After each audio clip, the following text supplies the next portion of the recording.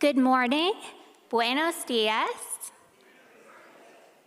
and welcome to the First Unitarian Universalist Church of San Antonio. Our weekly worship is where we connect, share information, and inspiration. My name is Alison Hom-Crosier. I use she and her pronouns. I have been a member of First UU since 2018, and I currently serve on the Green Sanctuary team and the Community Responsibility Endowment Fund.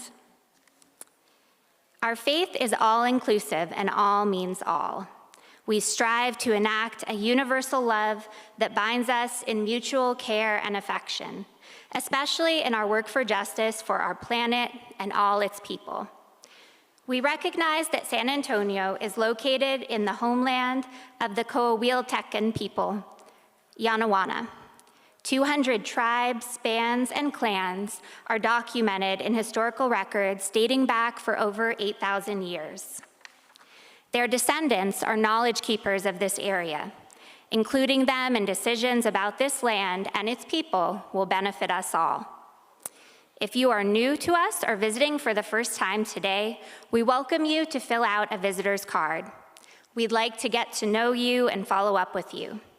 Wherever you are on your life's journey, we hope you will find your place with us. In case you're wondering, we have reserved the last 2 pews for anyone who needs a seat quickly. Each Sunday, we greet one another so that we might know who is journeying with us. Please take a few minutes to turn to one another and greet your travel companions.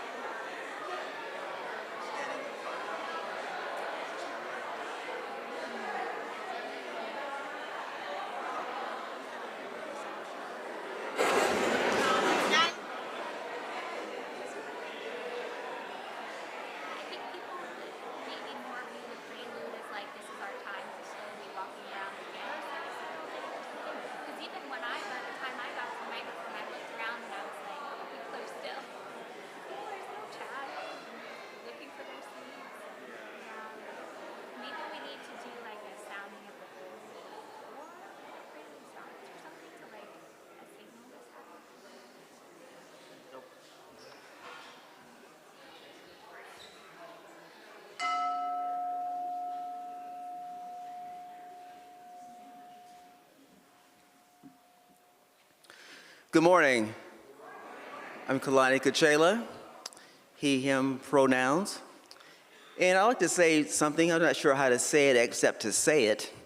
And that is, if you are talking or moving about during one of our musical selections, such as this morning's Prelude, or we have an upcoming flute duet, you are really missing out. Really missing out.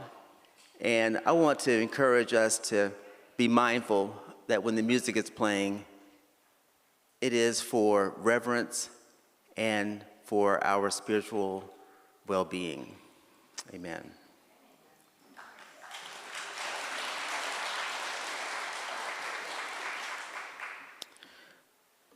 Our opening words are from 3 people that you will know. We're exploring climate change this morning. And the first quote is from Emmanuel Macron, the president of France, who writes, "By polluting the oceans, not mitigating CO2 emissions, and destroying our biodiversity, we're killing our planet. Let us face it, there is no planet B. Then from former President Barack Obama, we are the first generation to feel the effect of climate change and the last generation who can do something about it. And from US Congresswoman Alexandria Ocasio-Cortez, we don't have time to sit on our hands as our planet burns. For young people, climate change is bigger than election or re-election. It's a life or death situation. So we light our chalice today as a prayer for the future of our planet. During the service, we will reflect on climate change and what we can do now. The question we pursue is, what kind of world are we leaving for future generations? We will see.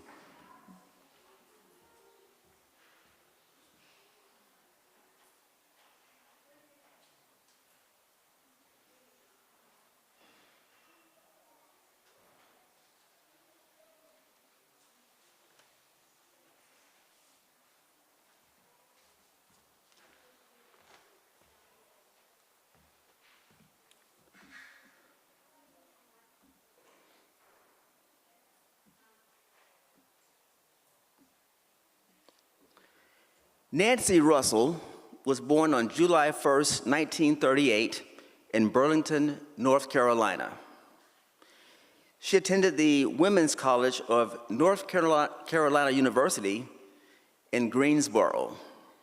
After graduating, she was commissioned as an officer in the U.S. Army, serving in Washington, D.C., San Antonio, other bases or posts around the U.S., and overseas. She earned a master's in counseling psychology, and she was a personnel officer, from what I can tell, and retired as a lieutenant colonel, then moved to San Antonio, where she made wonderful friends and worked in real estate. Her hospice chaplain, the Reverend Larry Christian, visited me last week and emphasized how much she loved her UU church, its acceptance of the LGBTQ community, and commitment to justice. Nancy was a member of the Crohn's and the Retired Women's Group here at First UU. She died peacefully on Monday, August 11th, at her home under hospice care and surrounded by loving friends. She was not survived by any close biological relatives, but she had an array of friends who loved her just like family. I think we would all be honored and lucky and fortunate to have as good of friends as Nancy did. These friends will let us know when they are ready to have a memorial service. In honor of a life well lived, I will light a candle and cast a few petals of roses, the yellow rose of friendship, on the water.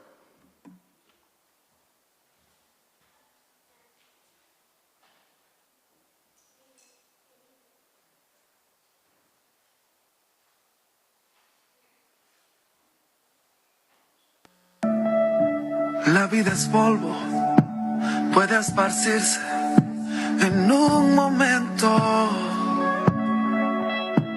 Nada traíste, nada te llevarás, solo lo que había dentro.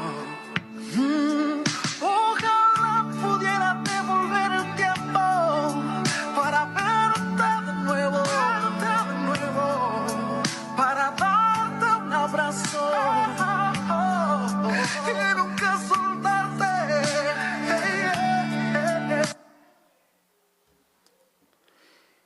May we have a moment of silence in honor of our dear friend and beloved UU, Nancy Russell.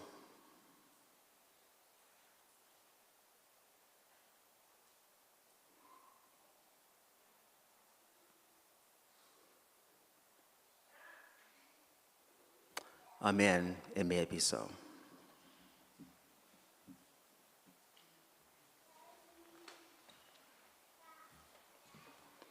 Our opening hymn is number 60, In Time of Silver Rain. I invite you to rise in body or spirit as you are able.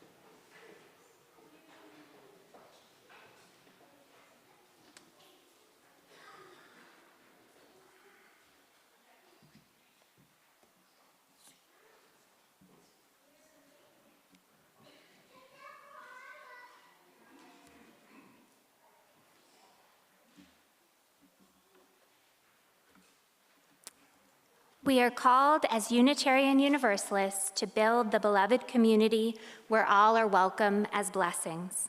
Let's recite our covenant that articulates our promises and binds us together. Please read together. Love is the doctrine of this church. The quest of truth is its sacraments, and service is its prayer. To dwell together in peace, to seek knowledge and freedom, to serve humanity in fellowship, to the end that all souls shall grow into harmony with the divine. Thus do we covenant with each other. El amor es la doctrina de esta iglesia. Su sacramento es la búsqueda de la verdad y su oración es el servicio, convivir en paz, buscar sabiduría en libertad, dar a la humanidad nuestro servicio fraternal, para que todas las almas crezcan en armonía con la divinidad. Así pactamos el uno con el otro.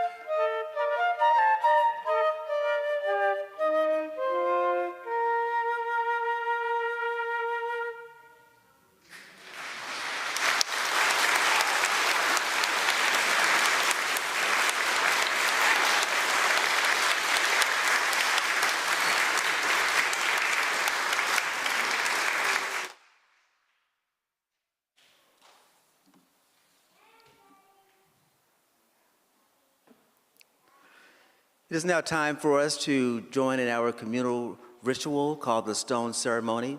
We invite you to take a time of reflection and meditation as you come forward to drop a stone into the vase and to reflect on those things in your life that you would like to perhaps unburden, maybe even more deeply sit with, and those things that you want to share with the universe. I invite you to now come forward for the stone ceremony.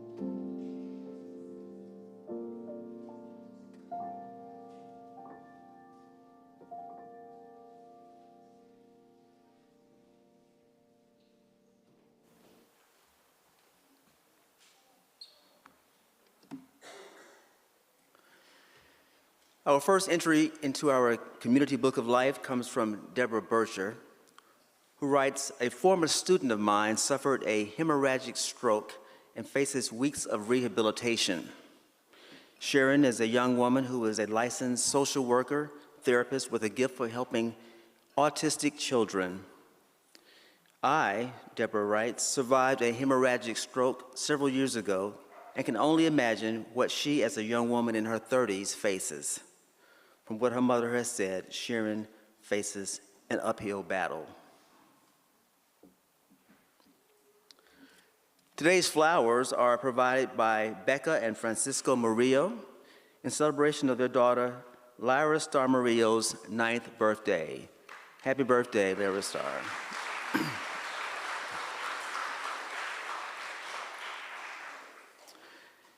We invite you to join us today in the sanctuary at 3 p.m. for the Almost Ensemble second concert of the summer. They're playing American Wind Quintets, and the admission is free, but donations are happily accepted. Thanks go out to Marilyn Stavanoa, who designed and had installed a new rock garden on the far north side of campus between the parking lot and cell phone tower. She has taken a space that has been historically neglected and turned it into a lovely spot to visit and meditate. Please take a moment after the service to visit this new space. Thank you very much, Marilyn.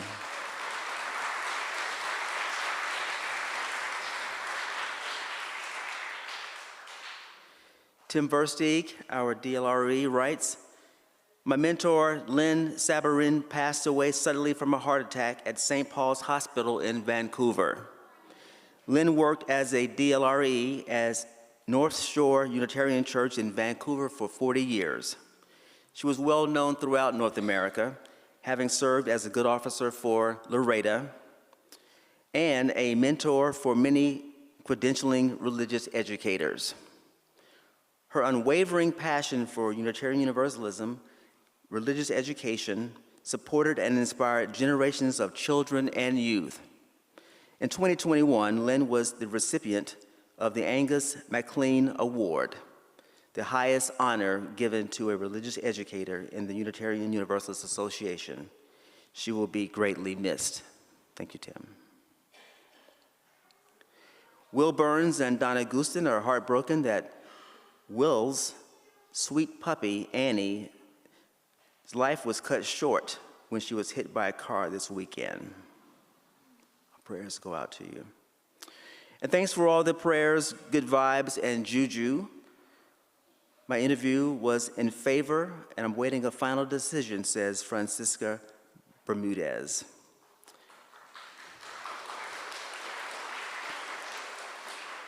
And we ask for prayers for Palestine and Gaza. Amen. Tim. Invite Tim to come forward for the story of wisdom. Good morning.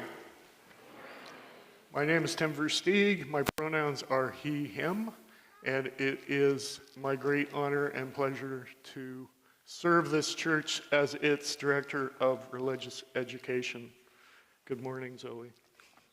And I invite the young and the young in heart to come on down. We're going to read a story called The Water Walker.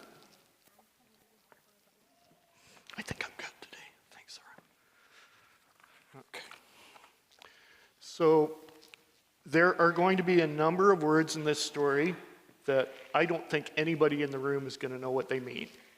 But the good news is, if you watch the pictures and you listen, and in a couple of cases I might actually tell you what they mean, you'll figure it out, because this is a story about an Anishinaabe grandmother with an indigenous tribe in Canada who took it upon herself and with other grandmothers in her community to help raise consciousness about water conservation. And this is her story. She was from a reservation on the largest freshwater island in the world, which is Manitoulin Island in Lake Huron.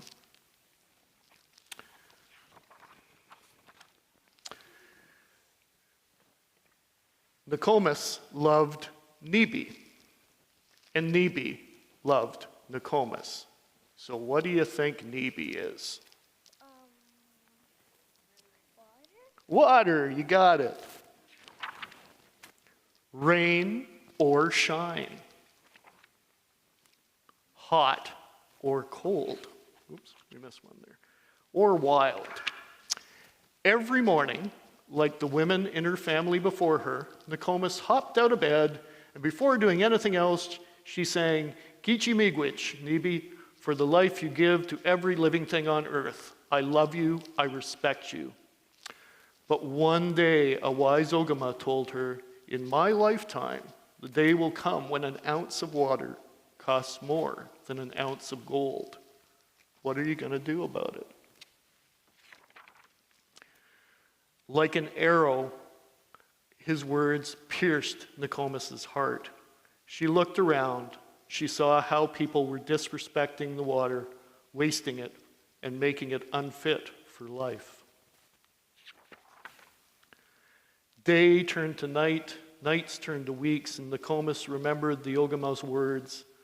A few moons went by, and then one night, Nokomis had a bawagigan. What do you think that word means? Dream, yeah. Early next morning, Nokomis called her sister and Kwiwak Nichis over for tea to talk about their responsibility to protect Nibi. I'm not sure what the exact translation is, but I'm guessing something like aunties to come over and talk. 4 days later, Nokomis and the Mother Earth Water Walkers, as they came to be known, found themselves standing on the side of the road wearing sneakers. Nokomis carried a copper pail full of Nibi in one hand and a Magizi staff in the other, which is an eagle feather staff. If no one noticed Nokomis, maybe they would notice the water walkers. Maybe someone would ask why they carried Nibi in their copper pail. Maybe someone would be moved to protect Nibi too. Nokomis and the Mother Earth Water Walkers walked around all the Great Lakes and the St. Lawrence River. They walked every spring for 7 years. They prayed and sang to Nibi. They left Sema in every lake, river, stream, and puddle they met. Sema is tobacco. They got up before the birds and went to bed when Nokomis Gitsis rose. Nokomis was interviewed on television, in newspapers, and on radio. She was even in movies. But big companies, politicians, and even her next-door neighbors still did not feel the urgency to protect Nibi. What more can I do? Wondered Nokomis. A year later, over by the Atlantic Ocean, Anichi Kui had a bawagigan, which she shared with Nokomis as soon as she woke up. Nokomis shared the bawagan with all the people she had met during her previous walks. Word spread fast across Turtle Island. Everyone began to prepare. Does anybody know what Turtle Island is? So in some indigenous cultures, the Anishinaabe is one of them, they believe the world was formed on the back of a turtle, and they called North America Turtle Island. A year later, over by the Atlantic Ocean, Anichi Kui had a bawagigan, which she shared with Nokomis as soon as she woke up. Oh, sorry, I already read that one. Next thing you know, they were Kwiwak standing at each salt Nibi surrounding Turtle Island with a copper pail in one hand and a Magitsi staff in the other, wearing sneakers. In the west, Nokomis and the Mother Earth Water Walkers set off from the Pacific Ocean saying, Nagazichi Nibi Onji, I will do it for the water. 1 year after a devastating oil spill, Nokomis and the Water Walkers set off from the Gulf of Mexico, singing to Nibi and praying for healing for Nibi. Water, we love you, we thank you, we respect you. Next, Nokomis and the Water Walkers set off from the Atlantic Ocean in the east, and at the send-off, they walked barefoot on the rocks and the beautiful petroglyphs and sang to Nibi. Putting on their sneakers, they started out on the migration trail their ancestors traveled hundreds of years before. In the frigid north, the ice was 5 feet thick. Hard to imagine in Texas. Nokomis and the Mother Earth Water Walkers put Sema on the frozen Nibi, singing their thanks, respect, and love. Naga Zichi Nibi Onji. We do it for the water.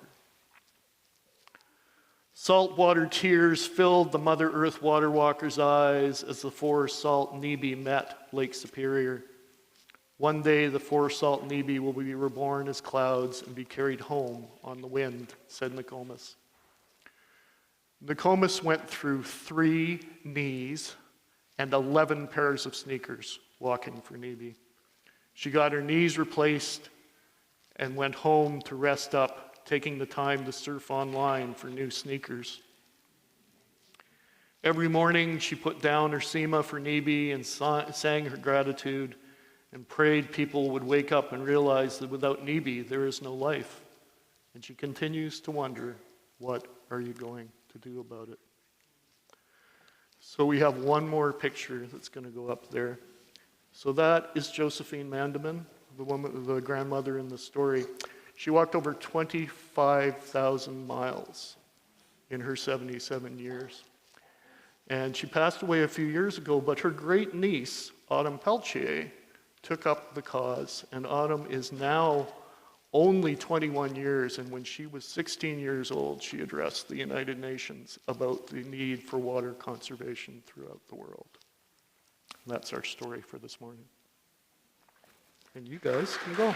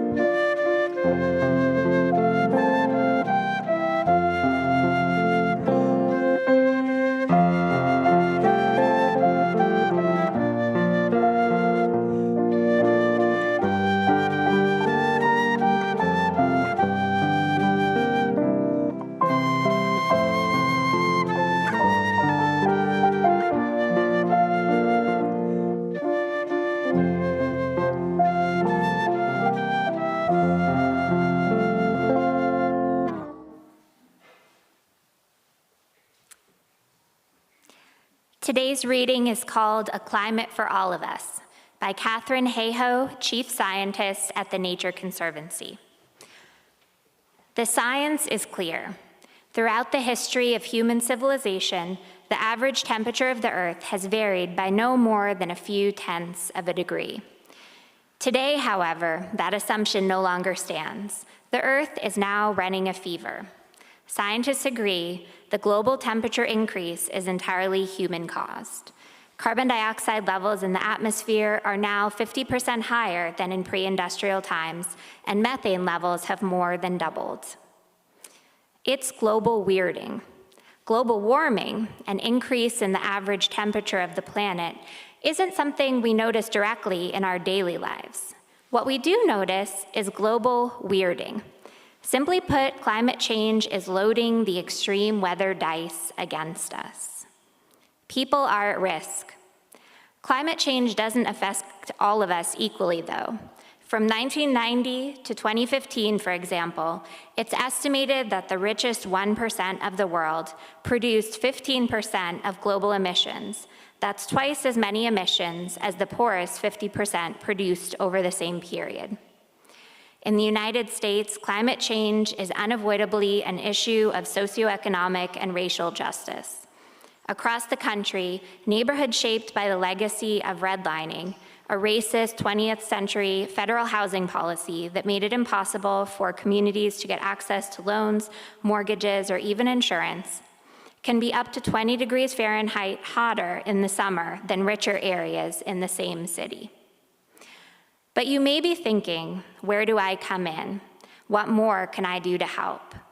You can do a lot. In fact, you are vital to accomplishing these goals. All of us are. Our small personal actions, reducing our food waste and energy consumption, trying more veggie recipes, or switching to clean energy, send a strong market signal.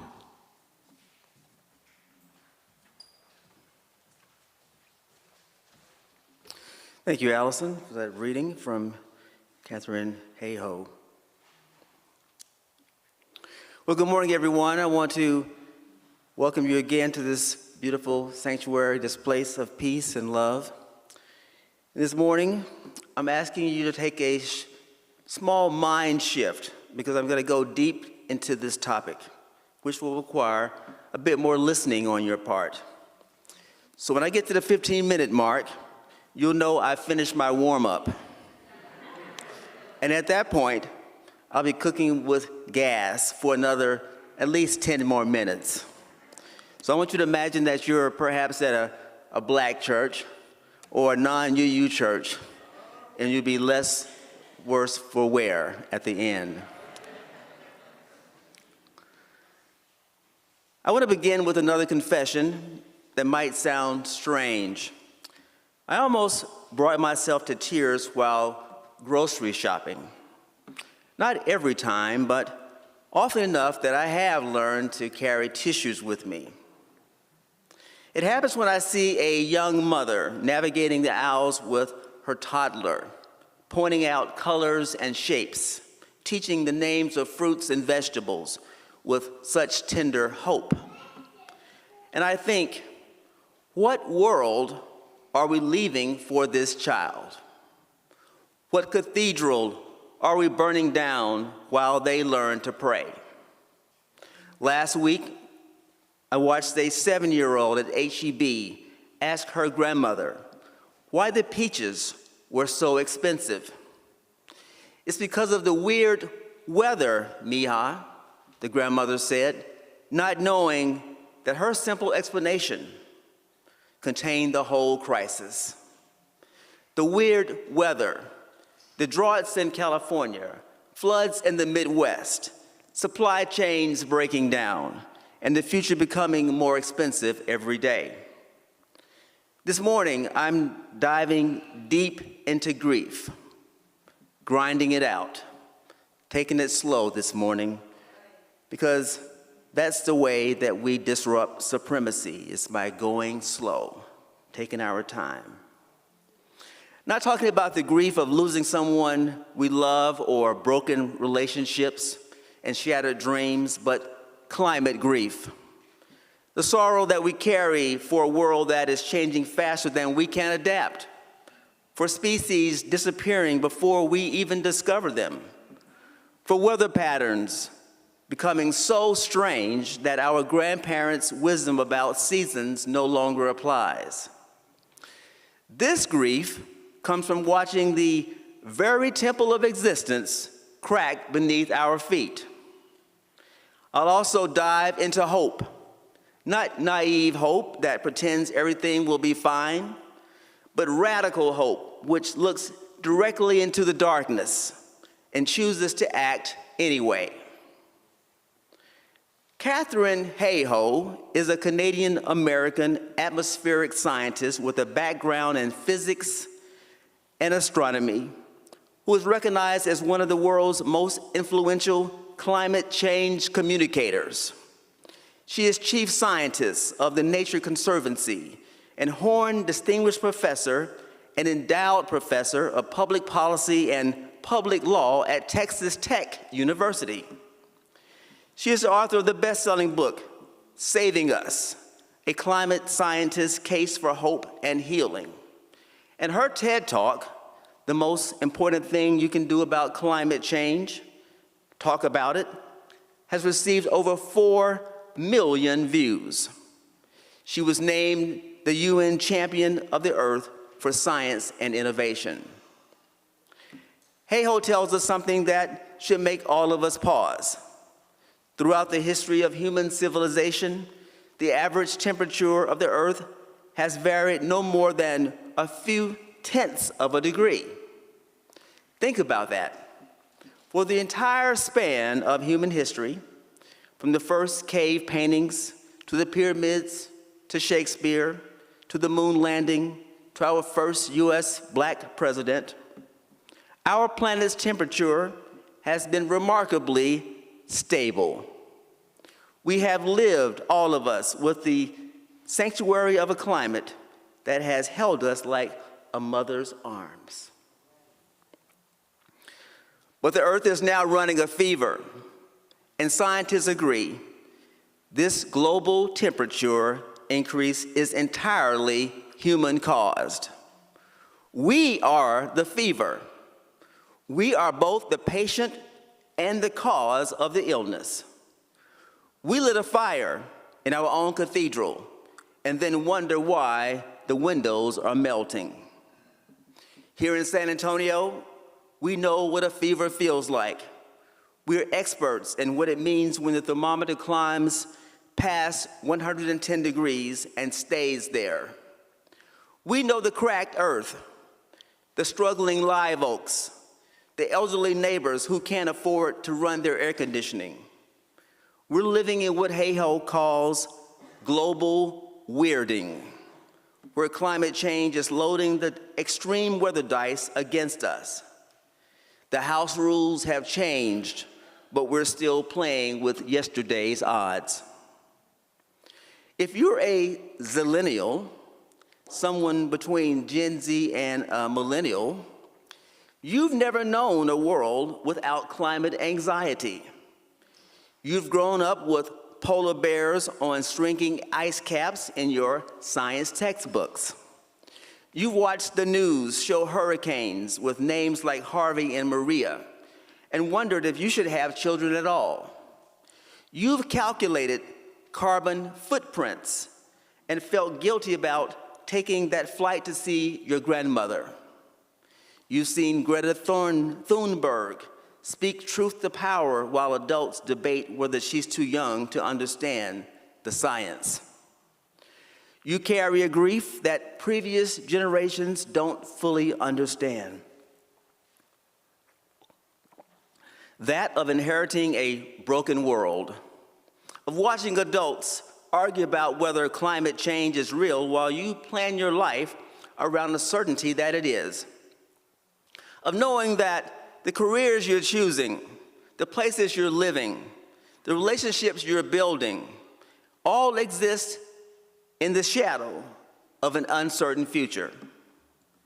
You are the generation tasked with loving a world that is simultaneously ending and beginning. I've seen you checking your weather apps obsessively. I've done it myself. Choosing apartments based on floodplains and wildfire risk, and having conversations about whether to have children that no generation before yours has had to have. Your grief is not abstract. It's written in your life choices, your midnight scrolling through the climate news, your careful budgeting of a future that might not exist as you imagine it. But here's what I say to you. Your grief is holy, your anxiety appropriate, your anger righteous. You're not overreacting. You're responding with the sensitivity of someone who understands what's at stake.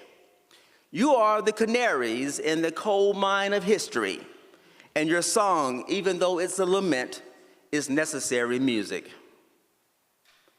And to those who are older, who remember when environmentalism was about litter and smog, who think young people today worry too much, we need to wake up. Amen.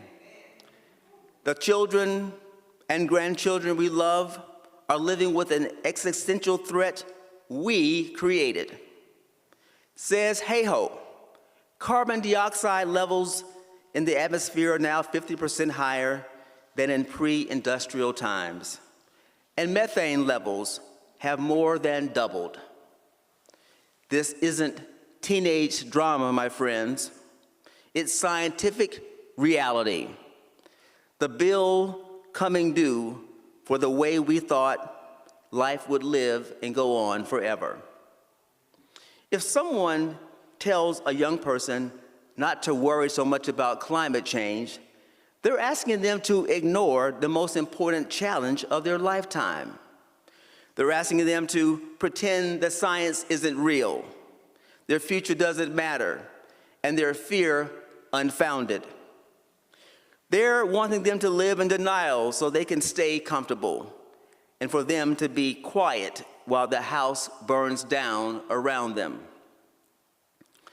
But climate change isn't just environmental. It's a justice issue.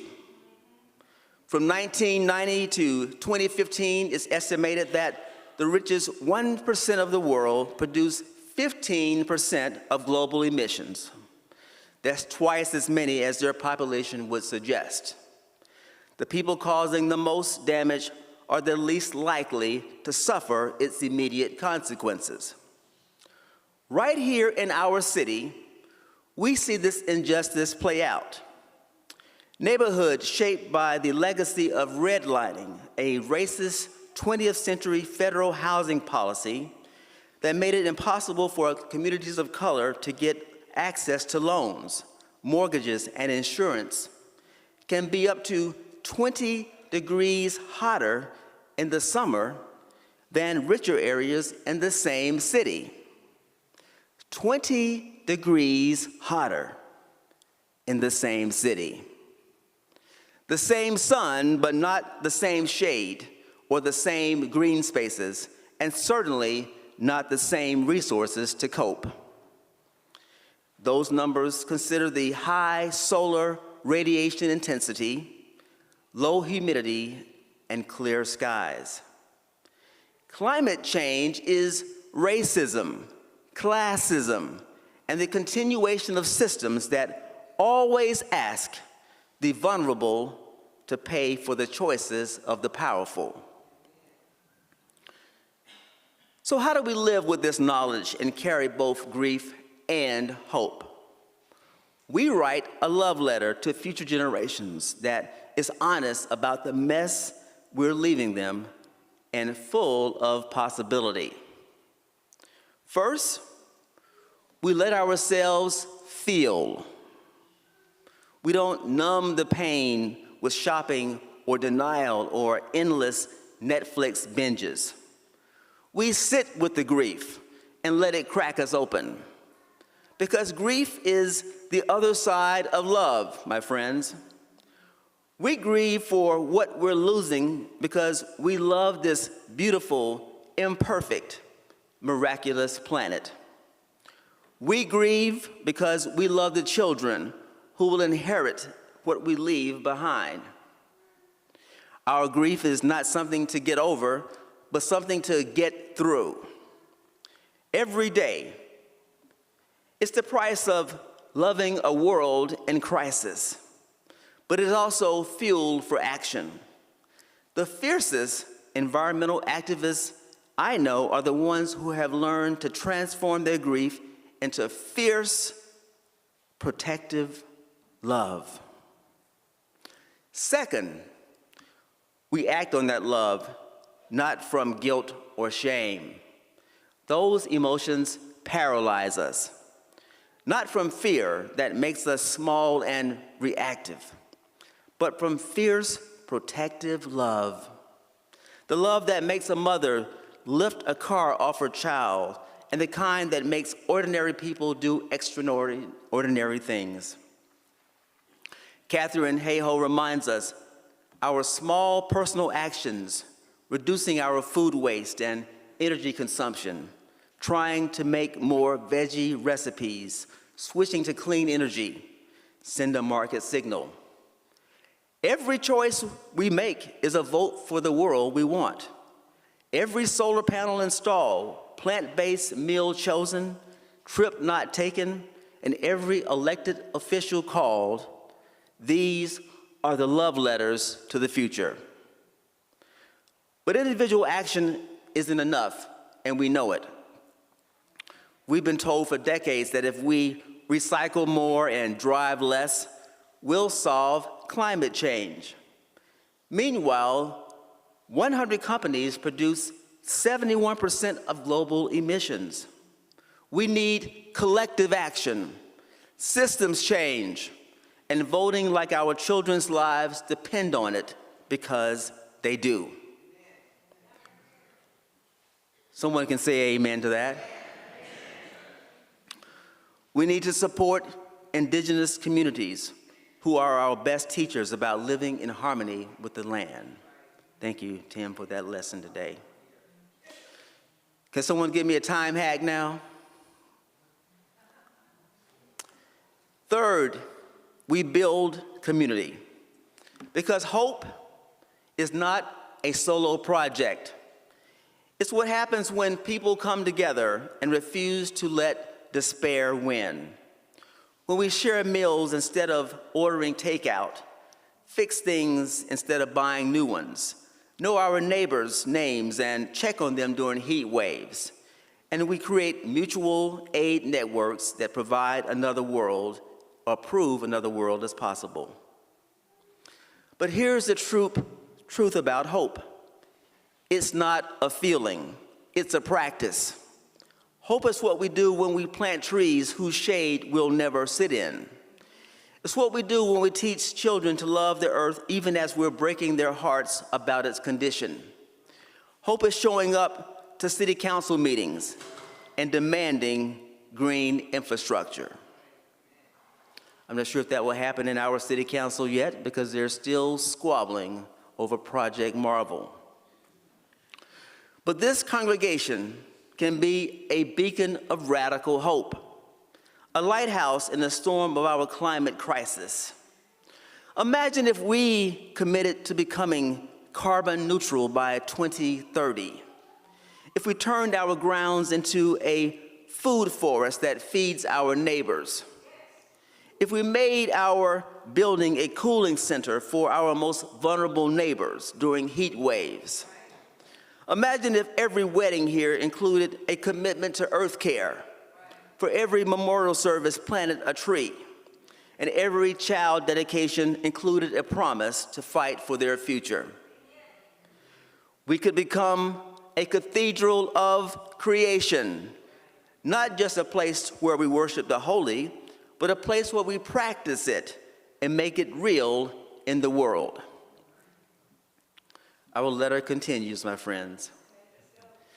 The love letter we're writing to future generations isn't finished, and it won't be finished by us. But every day, we have a choice to add another line, another paragraph, or chapter of hope. To the young adults here who feel the weight of the crisis most acutely, you are not alone. Your elders are waking up. We see and hear you. Help us to follow your lead. To the seniors here who thought environmentalism was solved in the 1970s, the children you love need you to learn new things, change old habits, and use your power, resources, and wisdom in service of their future. Before I let you go, I have some interesting science for you. And I feel like I might need to make one of those NPR announcements that warn you that the coming content might be disturbing. But here I go. If I surveyed the sanctuary and the online viewers and asked them to rank the top ways people combat climate change, most are likely to respond with recycling, using efficient light bulbs, and buying efficient appliances. In truth, these actions are low impact on climate. According to the National Academy of Sciences, the top 3 individual actions that help climate are: 1, avoiding plane flights. Number 2, and here's the thing, choosing not to get a dog. And using renewable electricity. Now, before you break out your truth-o-meters, your cell phones, and try to fact-check me, I'll share the science. Skipping a single flight saves about as much carbon as not eating meat for a year or not driving for 3 months. Number 2, dogs are big meat eaters, and meat production is a significant contributor to climate change. And I want to go just a little bit deeper. Many of the farm animals which become food release methane, a greenhouse gas that contributes to climate change.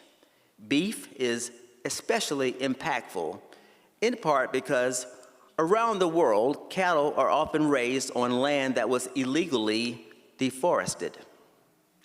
And since trees absorb carbon dioxide, the most abundant greenhouse gas, cutting them to raise cattle is a double whammy. Cats are meat eaters too, but on a smaller scale. If you must have a pet, the scientists encourage smaller dogs and feeding them the recommended portions only. They said that contributes greatly to climate change and reduces animal obesity. People don't associate pets with carbon emissions. That link is not clear in people's minds, says Jiaying Zhao, a professor of psychology and sustainability at the University of British Columbia. We can see recycling, but not emissions. And 3, switching how you heat and cool your home to renewable electricity minimizes climate impact. To all of us, we are not too late, powerless nor without agency. We are collectively writing a love letter to the future with every choice, action, and system we work to change. The earth is running a fever, yes, but fever is the body's way of fighting infection. And we, all of us in this space and movement, we are the immune system, the healing, and the love letter the future is waiting for. Our grief is real, our hope is radical, and our love fierce. And our love letter continues. May we write it well, together, and while there's still time. Amen, Ashe, and may it be so.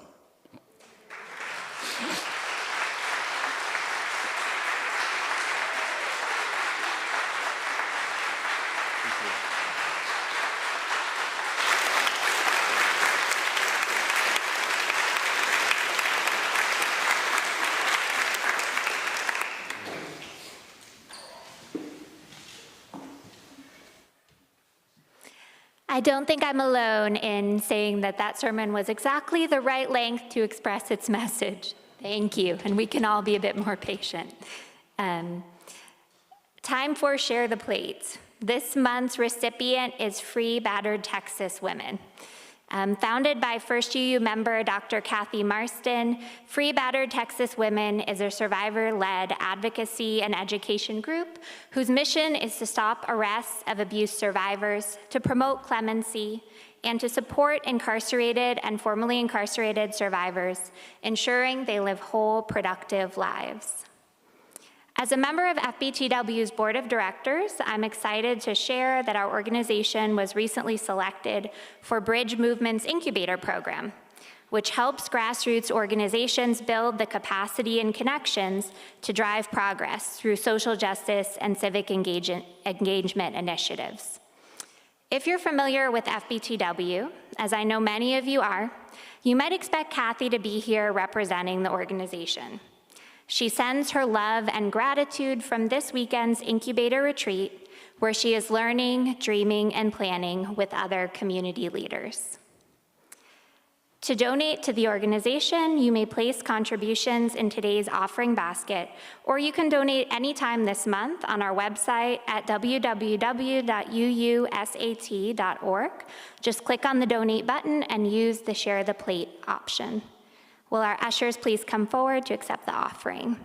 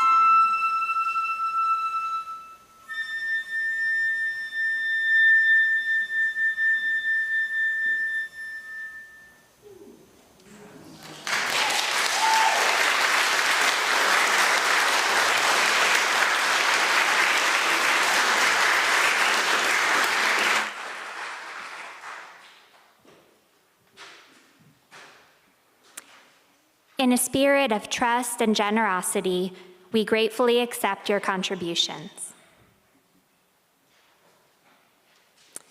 Please join us in the closing hymn. It's number 391, Voice Still and Small. You're welcome to stand if you'd like. We'll be doing this 3 times through.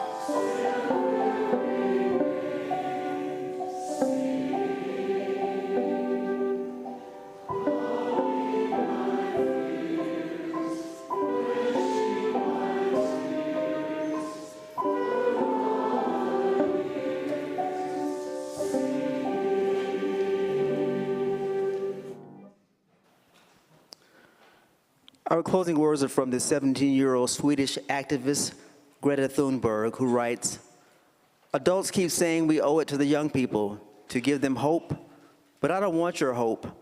I don't want you to be hopeful. I want you to panic. I want you to feel the fear I feel every day. I want you to act. I want you to act as you would in a crisis. I want you to act as if the house is on fire, because it is." My friends, keep your heads up and your hearts open. Go in peace and help cool the world. Amen.